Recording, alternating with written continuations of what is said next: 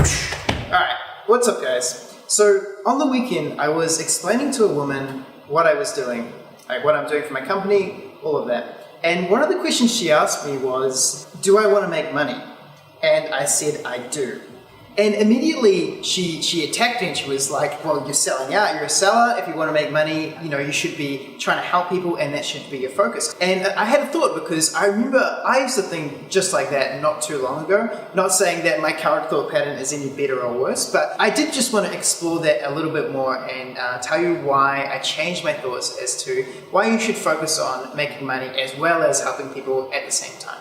And I mean, it seems pretty obvious, like, yeah, you want to be making money doing what you want to do, but like for most people, the idea of making money on a creative project or a project where you want to help people, like they look at it like it's disgusting, like it's this thing that why would you even want that? Isn't just helping people enough? Like why do you want money as well? But the difference between not charging for the work that you're doing is that if you're doing things by yourself, it's oftentimes, and you're not focusing on money, it's oftentimes like a very lonely experience where because you don't have any money, you have to work from home, you have to do things alone.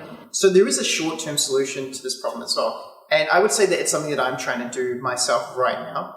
And that is, you want to be working around people who inspire you, but you can do that in spaces that are free. Like there's a lot of spaces like where I'm working now, the Biz Dojo, where you've got a lot of opportunities to try things out, meet new people, and the people that you meet, they know what you're working on because you're talking to them. Like, I want to be doing these things with my life.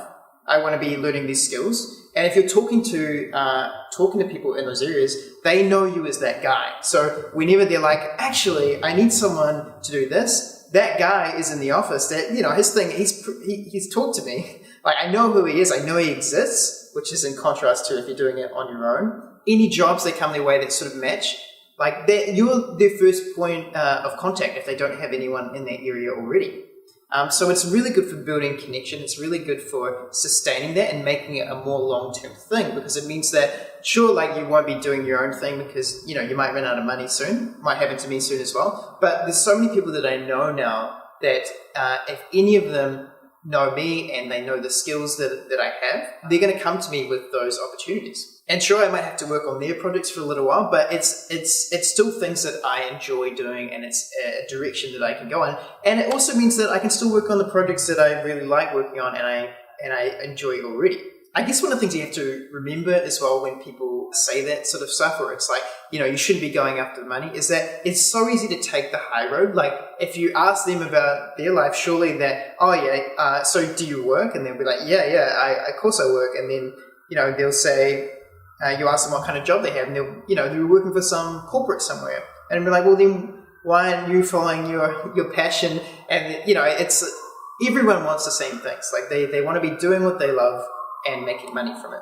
And sometimes when people see that you are doing those things, they'll sort of lash out and be like, I want that as well. But when does it become unethical? Which is a different question entirely, but that's where the conversation went. And my answer was that it becomes unethical based on your values, like your personal values. Like that's when things become unethical. And I mean, if your personal values lead you to doing criminal acts, then you probably get taken to prison. But what it does mean is that like, so you can measure it sort of where it's like, if I'm giving back like a net positive gain to the world, then I'm helping people, right? And if I'm making money along the way, as long as I'm as a net whole giving back positively, then, it's okay. Like you guys have seen the latest Avengers movie. Thanos was giving back positively. Like it's okay to kill off half the population. I'm just kidding. But no, you can measure it, like within reason. Like as long as you're not committing crimes, killing people, Thanos, that's a crime. As long as you're producing like a positive net gain to the world, then I think it's fine. Like I think it's fine to want to go after the money and do what you love at the same time and not have to, think about other people saying, you're a sellout. So I do have a little announcement to make.